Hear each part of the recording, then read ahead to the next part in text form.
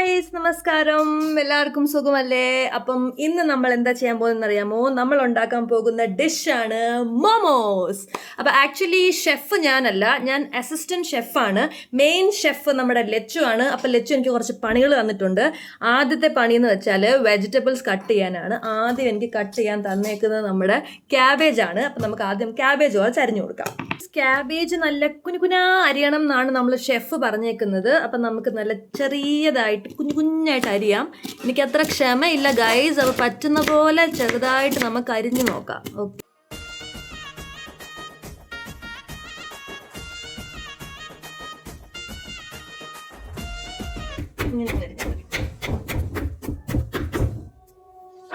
എങ്ങനായാലും കണ്ടിച്ച് മുറിച്ച് തണ്ടം മുണ്ടം ചെയ്ത് കുഞ്ഞു പീസസ് ആയിട്ട് അരിയണം. ഓക്കെ, ഷെഫ് എന്നെ എടുത്ത് ഓടിക്കും, കാരണം ആളിച്ചിരി പെർഫെക്ഷനിസ്റ്റ് ആണ്. നമുക്കത്ര പെർഫെക്ഷൻ ഇല്ല, എന്നാലും മാക്സിമം ബാരീക്കി സെ കട്ട്നെ കാ ട്രൈ കरेंगे. ഓക്കെ,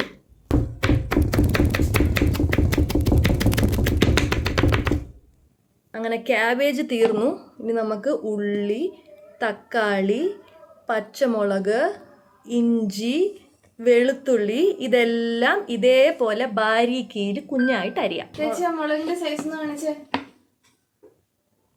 അത് വലിയതാ. പിന്നെ എത്ര എന്തിനാ ചെറുതാക്കി? ഇതുപോലെ ഏതാണ്ട് ആവശ്യത്തിനുണ്ട്. നമ്മള് സാധനം സ്റ്റഫിങ് ഉണ്ടാക്കുമ്പോ മൊത്തത്തിൽ ഈവൻലി സ്പ്രെഡ് ആവണം.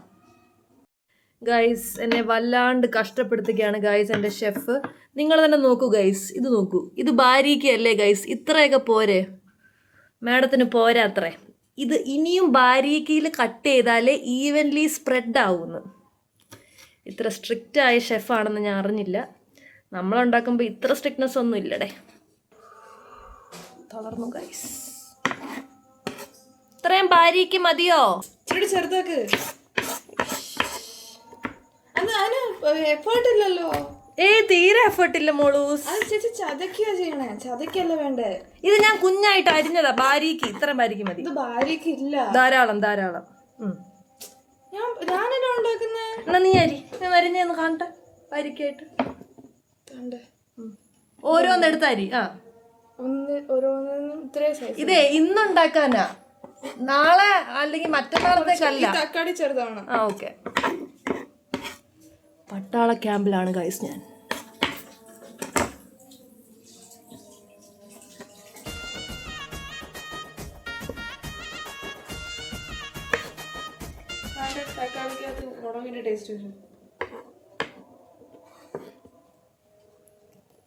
ഇവളെ മാത്സ് എക്സിബിഷന് പോവാൻ തോന്നുന്നു. സൈസൊക്കെ മെഷർ ചെയ്ത് അരിയാറുള്ളൂ.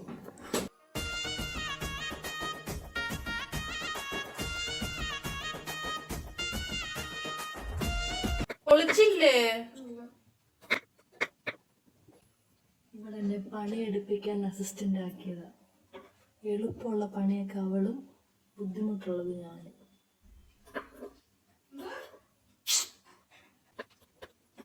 നമ്മൾ ബാരീക്ക് കട്ടാവുകയൊക്കെ അരിഞ്ഞു വെച്ചിട്ടുണ്ട്. ഇനി നമുക്ക് അടുത്ത ഇൻഗ്രീഡിയൻറ്റിലേക്ക് പോവാം. നമ്മൾ ബാറ്റർ ഉണ്ടാക്കാൻ വേണ്ടിയിട്ട് ആദ്യം നമ്മൾ ആട്ട എടുത്തിട്ടുണ്ട്. ആട്ടയ്ക്കകത്തോട്ട് നമ്മൾ ഉപ്പിടും, പിന്നെ വെള്ളം, പിന്നെ എണ്ണ, ഇതെല്ലാം കൂടെ മിക്സ് ചെയ്താണ് നമ്മൾ ബാറ്റർ ഉണ്ടാക്കുന്നത്. ബാറ്റർ അല്ല ഗൈസ്, ഡോ ആണ്. നമ്മുടെ ഡോ റെഡി. ഗൈസ് അടുത്ത കൽപ്പണി എനിക്ക് തന്ന ഗൈസ്, ഇതിനകത്തിൽ കുരുമുളക് അരയ്ക്കുകയാണ് അടുത്ത ദൗത്യം. ഇത്ര മതിയോ? ഇത്രയും ഈസിൻ്റെ ടു മച്ച്? പല സാധനത്തിനും കൂടി വേണം. ഓക്കെ, പിന്നെ നമുക്കിത് ചതയ്ക്കാം.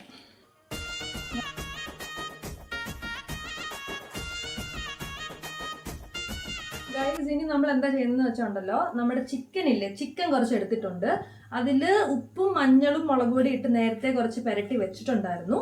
അതിലേക്ക് നമ്മളിപ്പോൾ ഈ പൊടിച്ച് വെച്ചേക്കുന്ന കുരുമുളകും കൂടെ കുറച്ചിടാം. എന്നിട്ട് നന്നായിട്ടൊന്ന് ഇളക്കുക. അല്ലേ ഷെഫ്? അതെ ഗൈസ്, ഷെഫാണ് വീഡിയോ എടുക്കുന്നത്. ഷെഫിന് വീഡിയോയുടെ മുന്നിൽ വരാൻ താല്പര്യമില്ല, അതുകൊണ്ട് നമ്മൾ തന്നെ മുന്നിൽ വരണം. മതിയോ? ഓക്കെ ഗൈസ്, മതി. അപ്പൊ ഇത് നന്നായിട്ട് ഇളക്കി വെച്ചു. ഇനി നമ്മൾ ഇതൊന്ന് പുഴുങ്ങിയെടുക്കണം. ഓക്കെ, അപ്പൊ നമ്മുടെ ഇഡലി പാത്രമാണിത്. ഇഡലി പാത്രത്തിൽ ഇതിങ്ങനെ വെച്ചിട്ടാണ് പുഴുങ്ങുന്നത് എന്നാണ് ഷെഫ് പറയുന്നത്. എനിക്കറിയില്ല ഗൈസ്, ചെയ്തു നോക്കാം. നമ്മുടെ ഇഡലിപ്പാത്രം നമ്മൾ അടുപ്പത്ത് വെച്ചു. ഇനി ഇത് പുഴുങ്ങിക്കഴിഞ്ഞ് നമുക്ക് നോക്കാം. സോസ് ഉണ്ടാക്കാൻ വേണ്ടിയിട്ട് 2 തക്കാളിയും 2-3 മുളകും കൂടെ ഒന്ന് തിളപ്പിക്കണം.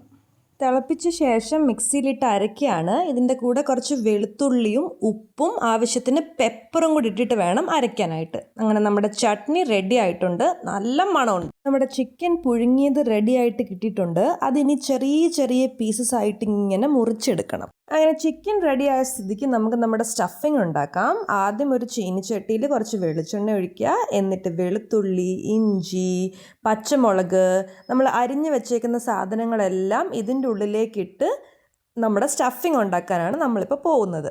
അപ്പോൾ പച്ചമുളക് ഇട്ടതിന് ശേഷം നമ്മൾ അരിഞ്ഞു വെച്ചേക്കുന്ന ഉള്ളി ഇടുക. ഉള്ളി ഇട്ടതിന് ശേഷം അടുത്തതിടേണ്ടത് ക്യാബേജാണ്.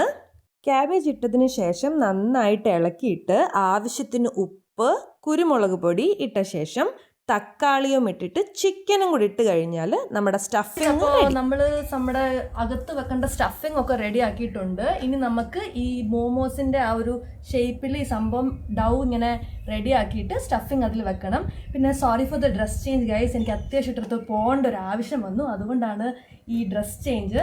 Sorry for the loss of continuity. അപ്പോൾ നമുക്കിത് എങ്ങനെയാണ് ചെയ്യുന്നതെന്ന് കാണാം. ഇതാണ് നമ്മുടെ സ്റ്റൗ. അപ്പോൾ ഇതിനെ നമ്മൾ കുറച്ചെടുത്തിട്ട് ഇത്രയും മതിയാവും. ഇതെടുത്തിട്ട് ചെറിയൊരു പൂരിയുടെ ഷേപ്പിൽ പരത്തണം. ഓക്കെ,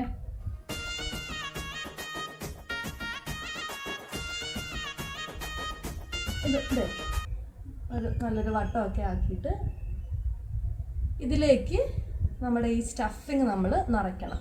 അപ്പോൾ ഇതാണ് നമ്മുടെ സ്റ്റഫിങ് റെഡി ആയിട്ടിരിക്കുന്നത്. അപ്പോൾ ഇത് നമ്മൾ കുറച്ച് ഇതിലിങ്ങനെ ഫില്ല് ചെയ്യണം.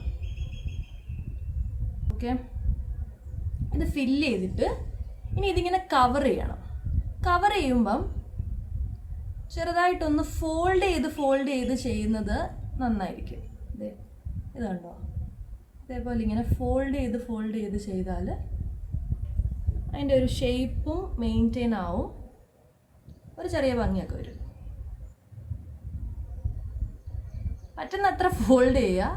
ചെയ്തിട്ട് പറ്റുന്നില്ലെങ്കിൽ ഇങ്ങനെ ചെയ്തിട്ട് ഒന്ന് പിടിച്ച് കറക്കുക. ഏകദേശം ഒരു ചെറിയ, ഇത് നമ്മുടെ മോമോസ് നാടൻ മോമോസാണ് ഗൈസ്. പെർട്ടിക്കുലർ ഷേപ്പ് ഒന്നും വരത്തില്ല, എന്നാൽ ഒരു ചെറിയ ഭംഗിയൊക്കെ ഉണ്ട്. അപ്പോൾ ഇങ്ങനെ കുറേ എണ്ണം ഉണ്ടാക്കുക.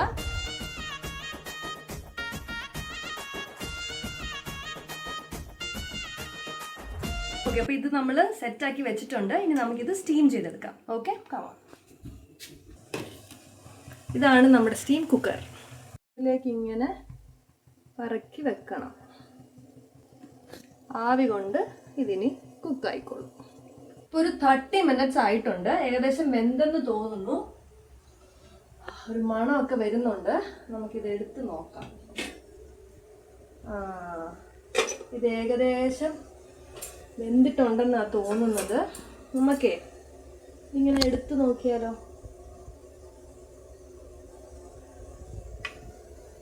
കണ്ടിട്ട് വെന്തെന്നാ തോന്നുന്നത്.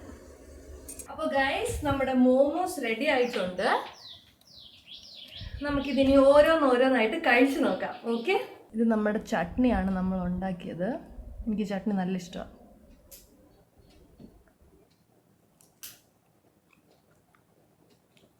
സൂപ്പർ. നമ്മൾ കളിയാക്കി പറയുന്നതല്ല, അടിപൊളി ടേസ്റ്റാണ്. അപ്പോൾ നമ്മുടെ മാസ്റ്റർ ഷെഫ് ലച്ചുവിന് 10 പോയിന്റ്. സൂപ്പർ ടേസ്റ്റാണ് ഗൈസ്. നല്ലൊരു അടിപൊളി ഹെൽത്തി സ്നാക്കാണ്. എല്ലാവരും വീട്ടിൽ ട്രൈ ചെയ്ത് നോക്കണം. എന്നിട്ട് എങ്ങനെയുണ്ടെന്ന് എന്നോട് അഭിപ്രായം പറയണം. ഓക്കെ, അപ്പോൾ okay, bye. See you until next time.